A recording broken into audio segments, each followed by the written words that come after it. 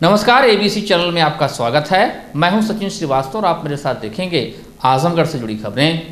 आइए नजर डाल लेते हैं आज की खास खबरों पर। खबर के प्रायोजक हैं wooden touch Bhawarnath Azamgarh, a complete hardware store, Rama multi speciality hospital and trauma centre, Narauli Azamgarh. मंडलायुक्त विजय विश्वास पंत ने मंगलवार को अपने कार्यालय सभागार में 12वें राष्ट्रीय मतदाता दिवस के अवसर पर मंडलीय अधिकारियों एवं कर्मचारियों को लोकतांत्रिक परंपराओं की मर्यादा को बनाए रखने तथा स्वतंत्र, निष्पक्ष एवं शांतिपूर्ण निर्वाचन की गरिमा को बरकरार रखते हुए निर्भीक होकर बिना प्रलोभन से प्रभावित हुए अनिवार्य रूप से मतदान करने की शपथ दिलाई। इस अवसर पर उन्होंने कहा कि धर्म, वर्ग, जाति, समुदाय, भाषा के आधार पर मतदान करना लोकतांत्रिक परंपराओं के लिए घातक है। इसलिए हम सभी को इन सब बातों से ऊपर उठकर लोकतांत्रिक परंपराओं की मर्यादा को बनाए रखने के लिए अपने मताधिकार का प्रयोग हर हालत में करना चाहिए। वहीं दूसरी तरफ राष्ट्रीय मतदाता दिवस के अवसर पर मंगलवार को इंदिरा गांधी प्रतिष्ठान लखनऊ में राष्ट्रीय मतदाता दिवस कार्यक्रम का आयोजन माननीय राज्यपाल उत्तर प्रदेश श्रीमती आनंदीबेन पटेल एवं मुख्य निर्वाचन आयुक्त सुशील चंद्रा की वर्चुअल उपस्थिति में किया गया, जिसका सजीव प्रसारण कलेक्ट्रेट सभागार आजमगढ़ में जिला निर्वाचन अधिकारी अमृत त्रिपाठी की उपस्थिति में कराया गया। इस अवसर पर जिला निर्वाचन अधिकारी अमृत त्रिपाठी द्वारा कलेक्ट्रेट सभागार में उपस्थित सभी अधिकारियों, कर्मचारियों को राष्ट्रीय मतदाता दिवस के अवसर पर ये शपथ दिलाई गई कि हम भारत के नागरिक लोकतंत्र से अपनी पूर्ण आस्था रखते हुए ये शपथ लेते हैं कि हम अपने देश की लोकतांत्रिक परंपराओं की मर्यादा को बनाए रखेंगे तथा स्वतंत्र, निष्पक्ष एवं शांतिपूर्ण निर्वाचन की गरिमा को अक्षुण्य रखते हुए निर्भीक होकर धर्म, मूल वंश, जाति, समुदाय, भाषा अथवा अन्य किसी भी प्रलोभन से प्रभावित हुए बिना सभी निर्वाचनों में अपने मताधिकार का प्रयोग करेंगे। भारत निर्वाचन आयोग की स्थापना 25 जनवरी 1950 को की गई थी। वर्ष 2011 से प्रत्येक वर्ष 25 जनवरी को राष्ट्रीय मतदाता दिवस के रूप में मनाया जाता है। उन्होंने बताया कि राष्ट्रीय मतदाता दिवस का उद्देश्य है कि सभी युवा मतदाता मतदान के प्रति जागरूक हों। उन्होंने आमजन एवं नए वोटरों से अपील की कि मतदान के दिन अधिक से अधिक मतदान करें। जिला निर्वाचन अधिकारी ने बताया कि मतदाता जागरूकता के अंतर्गत जल्द ही वोट की मेहंदी का कार्यक्रम कराया जाएगा, जिसमें आंगनबाड़ी एवं आशा कार्यकर्त्री वोट की मेहंदी सजाकर मतदान के लिए प्रेरित करेंगी। उन्होंने कहा कि बीते निर्वाचन में महिलाओं का वोटिंग प्रतिशत जिन बूथों पर कम रहा था, ऐसे बूथों से जुड़ी महिलाओं के घर पहुंचकर आंगनबाड़ी व आशा कार्यकर्त्री उन्हें मेहंदी लगाने के साथ ही मतदान के प्रति जागरूक करेंगी। 12वें राष्ट्रीय मतदाता दिवस के अवसर पर पुलिस अधीक्षक आजमगढ़ अनुराग आर्य द्वारा पुलिस कार्यालय आजमगढ़ में नियुक्त समस्त अधिकारी कर्मचारी गणों को एकत्र करके कोविड-19 का पालन कराते हुए शपथ दिलाई गई। इस प्रकार जनपद के पुलिस लाइन, समस्त थानों, चौकियों, कार्यालयों में नियुक्त कर्मियों को संबंधित प्रभारी द्वारा शपथ दिलाई गई। हम भारत के नागरिक लोकतंत्र में अपनी पूर्ण आस्था रखते हुए यह शपथ लेते हैं कि हम अपने देश की लोकतांत्रिक परंपराओं की मर्यादा को बनाए रखेंगे। आज राष्ट्रीय मतदाता दिवस पे पुलिस ऑफिस में, पुलिस कार्यालय में जितने भी पुलिसकर्मी मौजूद थे उनको शपथ दिलाई गई। नंबर 1, जो अपने मत का प्रयोग करने के संबंध में पोस्टल बैलेट के माध्यम से सभी पुलिसकर्मी अपने मत का प्रयोग कर सकते हैं। किसी भी बिना प्रभाव के, बिना किसी प्रलोभन के मत का प्रयोग करें और उसके साथ साथ इनको सिखलाई दी गई कि किस प्रकार से आप निष्पक्ष तरीके से मतदान को सकुशल संपन्न कराएंगे, क्योंकि पुलिसकर्मी अलग अलग भूमिकाओं में, अलग अलग ड्यूटी में, बूथ ड्यूटी में, लॉ एंड ऑर्डर ड्यूटी में, समस्त प्रदेश में इनकी ड्यूटियाँ लगती हैं। तो इनको किस प्रकार से निष्पक्ष रहते हुए और जो आम जनता है, आम वोटर है, उसको सुरक्षा का एहसास दिलाते हुए ये सुनिश्चित कराएं कि बिना किसी भेदभाव के, बिना किसी प्रलोभन के, बिना किसी दबाव के हर व्यक्ति अपने मत का प्रयोग कर सके। आजमगढ़ में कंदरापुर थाने के करेनुआ गांव में दिन में एक साइकिल सवार ने एक अधेड़ को गोली मार दी। घायल अवस्था में उसे इलाज के लिए जिला अस्पताल में भर्ती कराया गया, जहां हालत गंभीर देखते हुए उसे हायर सेंटर के लिए रेफर कर दिया गया। एसपी ने बताया कि हमलावर की पहचान हो गई है। वर्ष 2019 में विवाद में दोनों पक्ष पर एनसीआर दर्ज हुआ था। करेनुआ निवासी 45 वर्षीय देवेंद्र कुमार उम्र पुत्र स्वर्गीय बनवारी कुमार सुबह अपनी साइकिल से पाइप लेने जा रहा था। उस दौरान गांव में घर से 50 मीटर दूर रहने वाले एक युवक ने उसे गोली मार दी। गोली उसके पीठ में दाहिनी तरफ लगी है। घटना का कारण मोबाइल को लेकर विवाद बताया जा रहा है। प्रत्यक्षदर्शियों के अनुसार गोली मारने वाला युवक साइकिल से आया हुआ था। 10:15 बजे थाना क्षेत्र कंदरापुर अंतर्गत करेनुआ गांव में एक व्यक्ति जो अपनी साइकिल से गांव में जा रहे थे, जिनका नाम देवेंद्र कुमार उम्र लगभग 50 वर्ष है, इनको गोली मारे जाने की सूचना प्राप्त हुई। इस सूचना पर थाना प्रभारी Kandrapur, SP city, SOG team और मेरे द्वारा मौके पर पहुंच के मौका मुआयना किया गया। अभी तक की गई विवेचना और तहकीकात से और सीसीटीवी फुटेज के अवलोकन से एक अभियुक्त की शिनाख्त कर ली गई है, जिसके द्वारा यह घटना कारित की गई है। ये तथ्य प्रकाश में आए हैं कि गांव में ही इनके घर से लगभग 50 मीटर दूरी पर एक व्यक्ति है, जिनके परिवार से इनका विवाद पूर्व में हुआ था। 2019 में मारपीट हुई थी आपस में, जिसके संबंध में दोनों तरफ से एनसीआर दर्ज की गई थी और इसी पक्ष के द्वारा यह घटना कारित की गई है। 2 टीमें गठित करके एसओजी और सर्विलांस की मदद से अभियुक्त की गिरफ्तारी के लिए ऑलरेडी पुलिस की टीमें दबिश में है। जो मजरूब है वो उनका अभी उपचार कराया जा रहा है, बेहतर उपचार उनका कराया जा रहा है और बहुत जल्द ही जो भी लोग इसमें शामिल है उनकी गिरफ्तारी करते हुए पुलिस आगे कार्रवाई करेगी। गोली लगा हुआ मरीज आया है, बहुत ही सीरियस स्थिति में है। पीठ पे दाहिनी तरफ से बुलेट गई है और आगे बाएं तरफ फंसी हुई है और कंडीशन बहुत ही सीरियस है, बहुत ही सीरियस है और बचने की उम्मीद बहुत कम ही है। पुलिस द्वारा करीब 11 बजे लाया गया है, जिसका इलाज चल रहा है। इसकी कंडीशन बहुत ही खराब है, बहुत ही खराब है। मरीज का नाम पता चाहिए? मरीज देवेंद्र कुमार, करेनुआ थाना कंदरापुर का मरीज है। समाजवादी पार्टी के राष्ट्रीय अध्यक्ष व पूर्व मुख्यमंत्री अखिलेश यादव 2022 के विधानसभा चुनाव में मैनपुरी की करहल विधानसभा सीट से चुनाव लड़ेंगे। इसके पहले कयास लगाए जा रहे थे कि अखिलेश यादव आजमगढ़ की गोपालपुर विधानसभा सीट या संभल की गुन्नौर सीट से विधानसभा चुनाव में उतर सकते हैं, लेकिन सभी कयासों को विराम देते हुए समाजवादी पार्टी के राष्ट्रीय महासचिव रामगोपाल यादव ने अखिलेश यादव की मौजूदगी में उनके करहल से चुनाव लड़ने की घोषणा की थी।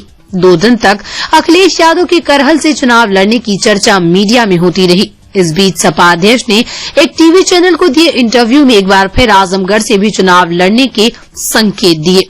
इसके बाद से फिर कयास लगने लगा कि अखिलेश यादव मैनपुरी की करहल विधानसभा सीट के साथ ही आजमगढ़ के सदर विधानसभा या गोपालपुर विधानसभा से चुनाव लड़ सकते हैं।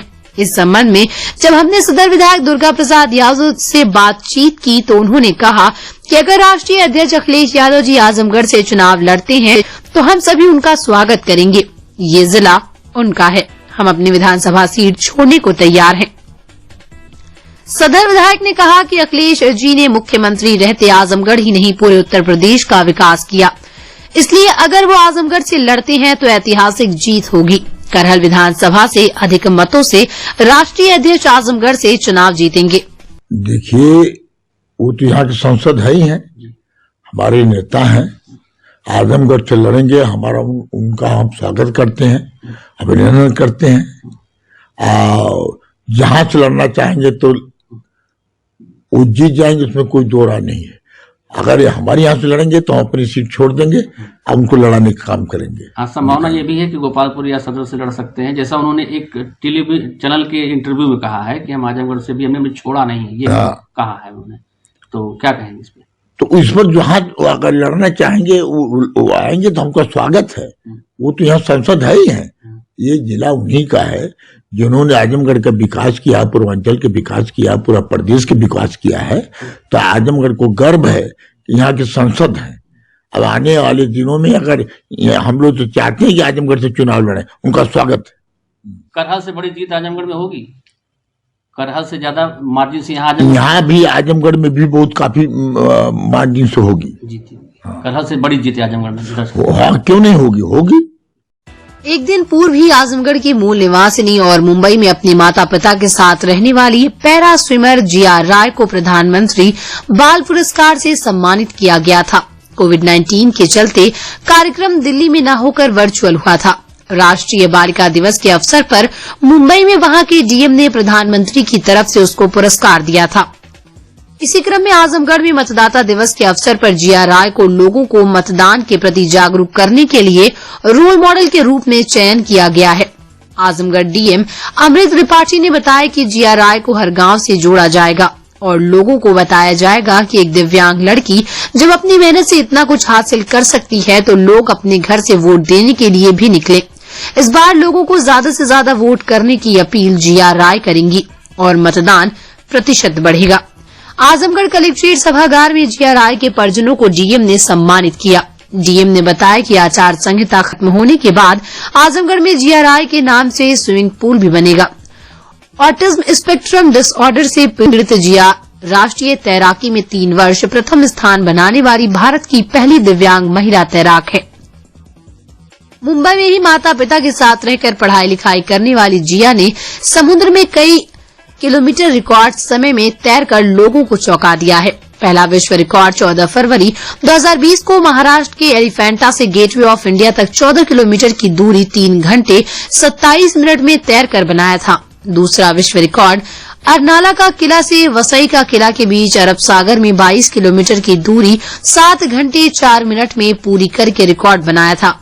तीसरा वर्ल्ड रिकॉर्ड मुंबई में वर्ली सी लिंक से गेटवे ऑफ इंडिया तक 36 किलोमीटर की दूरी 8 घंटे 40 मिनट में तैरकर बनाया था।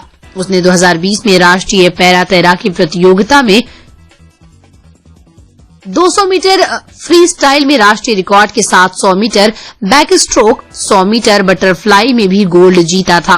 पीएम से सम्मान मिलते ही जिया के घर जीएनपुर के कटाई अलीमुद्दीनपुर गांव में खुशी की लहर दौड़ पड़ी थी। देखिए, जिया के बारे में मुझे लगता है कि मुझसे ज्यादा आप सभी लोगों को पता है कि जिया एक इंटरनेशनल फेम की हमारी पैरा स्विमर है और जिया ने एक ऐसा काम करके दिखाया है जो हम सभी लोगों के लिए एक प्रेरणा का स्रोत बनी है। तो इसी चीज से प्रेरित होकर हमको भी ये लगा कि आज राष्ट्रीय मतदाता दिवस पर जिया को जनपद का ब्रांड एम्बेसडर बना करके हम लोग सभी लोगों को उनके कमिटमेंट से, उनके मोटिवेशन से और उन्होंने जो कृत्य किए हैं, जो नाम आजमगढ़ का विश्व पटल पर आगे सजाया है, उसी को दृष्टिगत रखते हुए मैं जिया के माध्यम से पूरे गांव-गांव तक अपील करूंगा कि इस बार आजमगढ़ को वोटिंग परसेंटेज में भी जैसे जिया ने इंटरनेशनल लेवल पर नाम दिया है वैसे हम लोग भी इस पूरे चुनाव में 100% मतदान कराएंगे और जिया के माध्यम से वो एक हमारी रोल मॉडल रहेंगी। हर गांव तक हम डिजिटल माध्यम से जिया को जोड़ेंगे। जिया की कहानी आपने अभी उनके पिताजी के माध्यम से सुनी है, बहुत प्रेरणादायक है। हम और आप सिर्फ उसकी कल्पना कर सकते हैं और जिया ने वो करके दिखाया है। तो जब जिया इतनी बड़ी कामयाबी इतनी कठिनाइयों के बीच में हासिल कर सकती है तो हम लोग अपने घरों से बाहर निकल करके मतदान क्यों नहीं कर सकते। बस इसी अपील के साथ हम लोग ये चुनाव में आगे बढ़ेंगे और जिया हमारी रोल मॉडल रहेगी। हम लोग इस पूरे अभियान में जिया से और उनके पिताजी से मैंने अनुरोध भी किया है कि वो इस अभियान में ये बताया है कि जिया को फरवरी के माह में एक बड़े कंपटीशन में भाग भी लेना है, लेकिन फिर भी वो अपने जनपद के लिए, अपने जनपद वासियों के लिए जिया एक बार जनपद में हमारे अनुरोध पर चुनाव में लोगों का मतदान प्रतिशत बढ़ाने के लिए आएंगी। और जिया की इसी प्रेरणा से हम लोगों ने ये भी डिसाइड किया है कि जब आचार संहिता समाप्त हो जाएगी तो हम जिया को इस्तेमाल करेंगे, जिया के पोटेंशियल को इस्तेमाल करेंगे, यहाँ के लोगों को, यहाँ के पैरा जो स्पोर्ट्समैन हैं उनको स्विमिंग की ट्रेनिंग कराने के लिए। और जो भी हमारे पास संसाधन होंगे हम लोग जन सहयोग के माध्यम से सभी संसाधनों का इस्तेमाल करते हुए एक स्विमिंग पूल भी जिया के लिए जरूर बनवाएंगे, लेकिन इसको आचार संहिता के बाद ही हम लोग प्रारंभ कर पाएंगे। और इससे जहां एक और जनपद वासियों को एक प्रेरणा मिलनी चाहिए और ये मात्र सिर्फ एक दिखावा न बन करके हम लोग 100% मतदान के माध्यम से सिर्फ जिया से प्रेरणा लें। जिया ने जो कर दिखाया है अब वो हम वोटिंग के माध्यम से करके दिखाना चाहते हैं। आजमगढ़ के अजमतगढ़ नगर पंचायत में एक बड़े घोटाले को एडीएम की जांच में पकड़ा गया। यहां पर आम लोगों को बांटने के लिए खरीदे गए 4,500 डस्टबिन का वितरण ही नहीं किया गया और 17,25,000 का भुगतान हो गया। एडीएम प्रशासन अनिल मिश्रा ने बताया कि जीएनपुर कोतवाली में नगर पंचायत अध्यक्ष अजमतगढ़ के खिलाफ मुकदमा दर्ज कराया जा रहा है। विवेचना में नगर पंचायत के अधिकारी व कर्मचारी जो भी शामिल मिलेंगे उनके खिलाफ भी कार्रवाई की जाएगी। अजमतगढ़ नगर पंचायत व्याप्त भ्रष्टाचार और फर्जी भुगतान को लेकर स्थानीय सभासदों ने डीएम के यहां प्रार्थना पत्र दिया था। इसके अलावा मऊ जनपद के मोहम्मदाबाद गोहना के बीजेपी विधायक श्री राम सोनकर ने नगर विकास मंत्री को भी इस भ्रष्टाचार के खिलाफ पत्र लिखा था। तमाम शिकायतों के आधार पर डीएम ने 1.5 वर्ष पूर्व जांच का आदेश दिया। इस अवधि में जांच हुई जिसमें शिकायतों को सही पाया गया। जांच में पता चला कि स्वच्छता अभियान के अंतर्गत वर्तमान नगर पंचायत अध्यक्ष के ही भाई रिश्तेदारों के नाम से चल रही फॉर्म से भारी मात्रा में डस्टबिन खरीदे गए थे, जिनको डोर टू डोर बांटना था। 4,500 डस्टबिन खरीदे गए और मात्र 56 ही बांटे गए। अन्य डस्टबिन का क्या हुआ कुछ पता नहीं चला, जबकि सभी डस्टबिन का भुगतान संबंधित फर्म को कर दिया गया था। एडीएम प्रशासन अनिल मिश्रा ने बताया कि आजमतगढ़ नगर पंचायत के अलावा जनपद के अन्य नगर पंचायतों में भी इसी प्रकार की कई शिकायतें सामने आई है। इनकी जांच कराई जा रही है।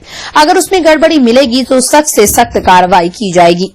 नगर पंचायत अजमतगढ़ में 1-2 साल पहले डस्टबिन खरीदी गई थी 4,500, लेकिन उसका जब सत्यापन कराया गया सिर्फ 56 व्यक्तियों को डस्टबिन का वितरण किया गया था।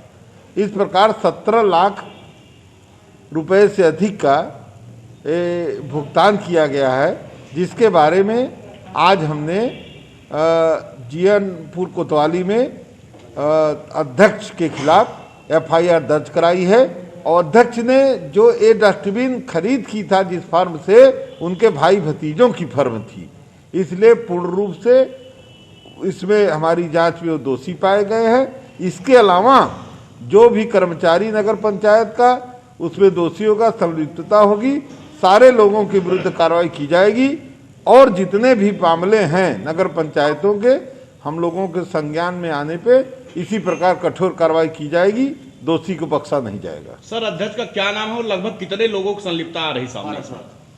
उस अध्यक्ष का नाम पारसनाथ है, जिसके खिलाफ जो है हम लोगों ने एफआईआर दर्ज कराई है। और संलिप्तता अब विवेचना में थानाध्यक्ष देखेंगे, जो लोग भी संलिप्त होंगे किसी को छोड़ा नहीं जाएगा। कितने पैसे की गड़बड़ी का मामला आ रहा है? अभी 17,25,000 पूरा गबन हुआ है, जो कि खरीद दिखा दी गई लेकिन वितरण नहीं हुआ डस्टबिन से। सर, ये और मतलब नगर पंचायत में भी ऐसा होगा?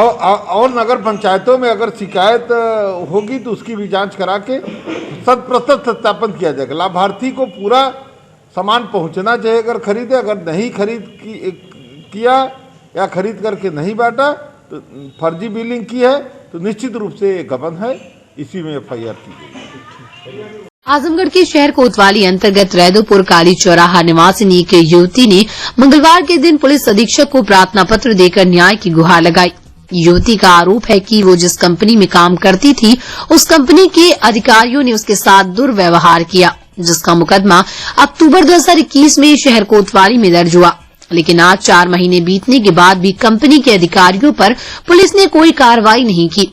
पीड़िता ने पुलिस अधीक्षक से आरोपियों के खिलाफ सख्त कार्रवाई की मांग की है। मेरा मामला ये है कि मैं जीएलसी कंपनी में मैं काम करती थी, वहाँ स्टाफ थी, कंपनी थी, उसमें उस ऑफिस में मैं रहती थी और उसमें मैं स्टाफ थी, काम भी जॉब करती थी और वहाँ टीम लीडर का भी काम करती थी, दोनों में काम करती थी। और वहाँ पे जो मेरे अधिकारी थे भाई, मतलब वहाँ पे मेरे साथ बदतमीजी की है, जो कि हमें असहनीय लगा, सहन नहीं हुआ, मुझे बर्दाश्त नहीं कर पाई।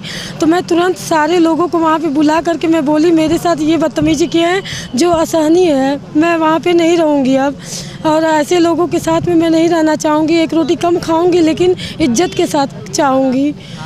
तो फिर उसके बाद सारे लोगों को बुलाई, वहाँ बड़े जो मेरे सीनियर लोग थे 4-5 लोग, उन सारे लोगों को बुला के बोली तो वो लोग कहे बेटा तुम्हारा पैसा बाकी है और पैसा बाकी है, पैसा ले लो, फिर उसके बाद एफआईआर करो विनीत राय पे, हम सब तुम्हारे साथ हैं। मैं 3 अक्टूबर 2020 की ये घटना है। अब तक आप भटक रही हैं? अब तक मैं भटक रही हूँ। मैं यहाँ से लेकर लखनऊ तक गई, सब जगह मुझे आश्वासन मिला। एसपी साहब या आजमगढ़ के एसपी साहब, डीआईजी साहब, सब लोग मुझे आश्वासन दे रहे हैं कि बेटा आपके साथ घटना हुआ है। सर मैं यही चाहती हूँ, हम यही चाहते हैं कि सब माननीय मुख्यमंत्री जी आदित्यनाथ योगी बाबा बोलते हैं कि लड़कियों महिलाओं के लिए मैंने सुरक्षा प्रदान किया है और 12 बजे रात तक महिलाएं आए जाएं, हर जगह अपना काम करें। मैं सुरक्षा प्रदान किया हूँ, कोई घटना नहीं होगी। और मैं तो 4 महीने से भटक रही हूँ, मेरे साथ फिर न्याय क्यों नहीं हो रहे हैं? अब क्या हम अनाथ हैं, मेरे माताजी पिताजी नहीं है और एक छोटे भाई बहन का मैं खर्चा देखती हूँ, घर चला रही हूँ, तो क्या मेरा कहीं सुनवाई नहीं होगा? मैं इसीलिए कि मैं गरीब हूँ, अनाथ हूँ। मैं यही चाहती हूँ कि उन दोनों का मेरा वीडियो वायरल जो हुआ है देखते हुए और बदतमीजी जो हुआ है मेरे साथ, उस सब को ले करके देख करके जांच करके तुरंत गिरफ्तारी की जाए। Wooden touch Bhanwarnath Azamgarh, a complete hardware store. हमारे यहाँ branded plywood, flush door, designer door, PVC door, 4 mica, fancy hardware, kitchen की चिमनी एवं मॉड्यूलर किचन की एक्सक्लूसिव रेंज उपलब्ध। अपने आशियाने में लगाइए 4 चांद, पहुंचिए wooden touch Bhanwarnath Azamgarh. Rama hospital Narauli Azamgarh में doctor Amit Singh, doctor Khushboo Singh, doctor Pankaj Sharma, doctor Ajit Kumar, doctor Amit Kumar Singh, doctor Brajesh Kumar Chauhan, doctor Dheeraj Singh, doctor अंकुर यादव और डॉक्टर एसके चौधरी दे रहे हैं अपनी सेवाएं। सभी प्रकार की ऑपरेशन की सुविधा, आईसीयू, आईसीसीयू, 24 घंटे इमरजेंसी, वेंटिलेटर युक्त ambulance, blood bank, digital x ray, cath lab एवं डायलिसिस की सुविधा उपलब्ध। Rama multi speciality hospital and trauma centre, Narauli Azamgarh.